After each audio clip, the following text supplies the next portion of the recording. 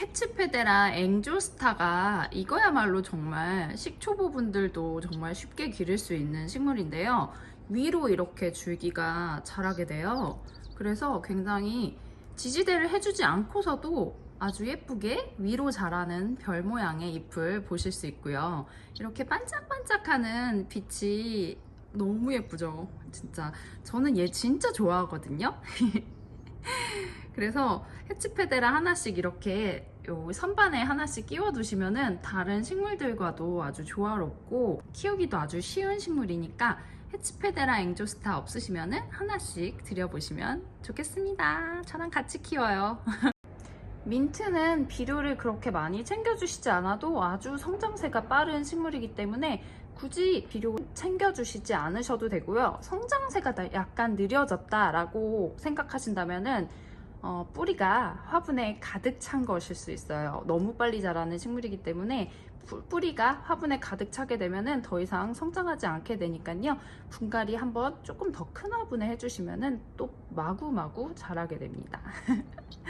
그래서 물꽂이를 해보면은 이 박하들 뿌리 자라는 속도를 보면은 아주 어마어마하게 빨라서 깜짝 놀래요. 진짜 성체만큼 빨리 자라는 뿌리이기 때문에 분갈이 잘 챙겨주시면 좋겠습니다.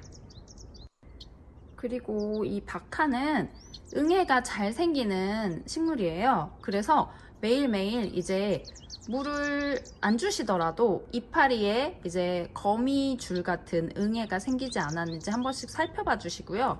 이거는 뜯어서 먹기도 하는 식물이기 때문에 농약을 치지 않았어요. 근데 이제 물에다가 잎만 좀 물 샤워 시켜주시면은 응애를 예방할 수 있고, 통풍 중요하니까 통풍도 잘 챙겨주시면은 응애가 생기지 않고 잘 예쁘게 기르실 수 있을 거예요.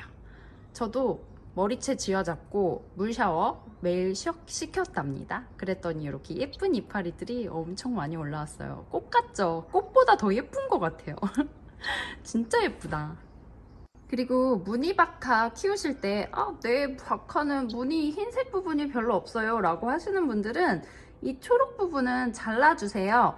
그러면은 위에서 이제 두 개의 줄기가 다시 올라오거든요. 그러면은 이제 초록 부분이 많이 없어지게 될 거예요. 그리고 이 초록 부분을 빨리 잘라내 주셔야지 나중에 흰 부분이 더 많아지고요. 초록 부분이 하얀 부분보다 생장 속도가 더 빨라요. 엽록소가 더 많이 들어있다 보니까 흰색 이파리가 생물계에서는 그렇게 썩 건강한 잎이 아닙니다. 근데 우리는 하얀 부분을 좋아하죠. 그러면은 이 초록 부분은 다 잘라서 아주 받게 잘라주시면 되고요. 그래서 흰색 부분은 햇빛을 많이 볼수록 많이 나오거든요. 그래서 집에서 이제 그 집안 환경에 순화를 시켜가면서 흰색 부분을 늘려 나가시면 되겠습니다. 이 아이는 들인 지 좀 됐어요. 홍등화인데요. 제가 얘를 이렇게 가지를 잘라가지고 친구들한테 물꽂이에서 뿌리 나온 아이들은 이렇게 좀 작은 유리병에다가 꽂아가지고 선물했거든요. 근데 그 친구네 집에 식탁에서 아직도 이렇게 뿌리가 막 뿜뿜 나오면서 꽃처럼 잘 있더라고요.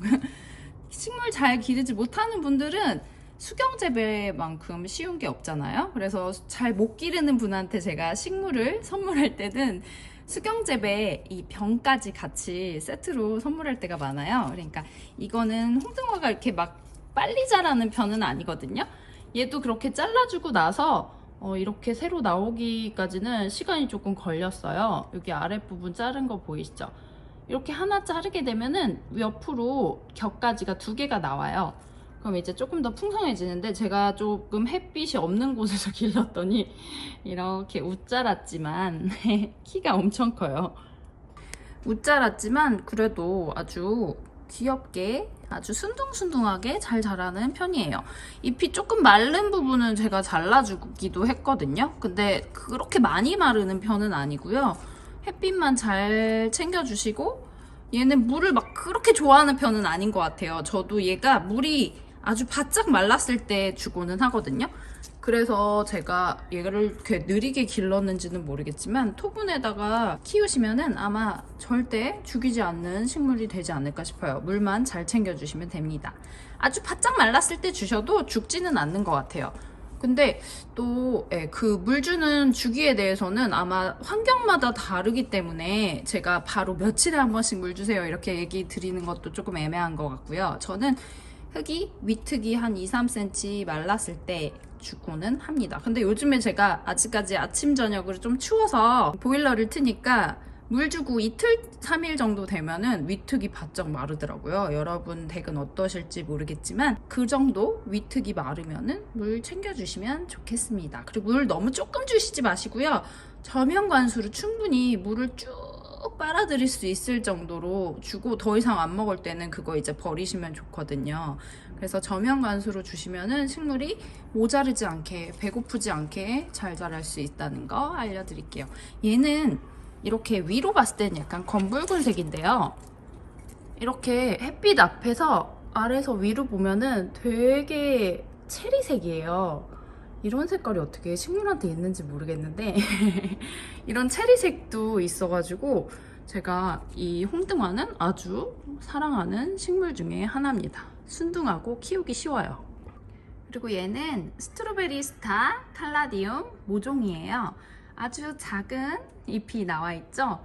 이 아이는 칼라디움 같은 경우는 물을 좋아하기는 하는데 구근 식물이다 보니까 물을 많이 주시게 되면은 뿌리가 썩을 수 있어요. 그래서 흙을 건조하게 유지하면서 물을 주시는 게 안전하고요. 햇빛 좋아하기는 하니까 창가에다 두고 길렀을 때 칼라디움 잎이 엄청 커지는 거를 봤거든요.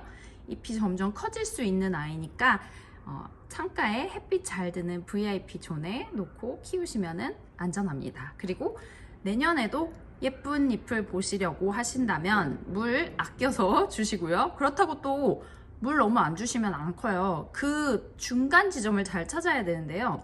흙이 식빵 상태로 촉촉하면서 묻어나지 않을 정도가 가장 좋습니다.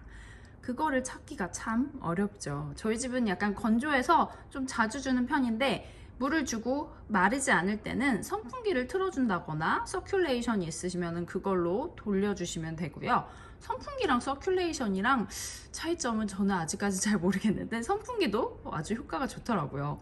그래서 통풍 시켜주시고 흙을 나무젓가락으로 한 번씩 뒤적뒤적 해주시면 하루 만에 물을 주고도 금방 마르는 상태가 됩니다. 그래서 한 이틀 정도 뒤에 다시 물을 주고는 하는데요.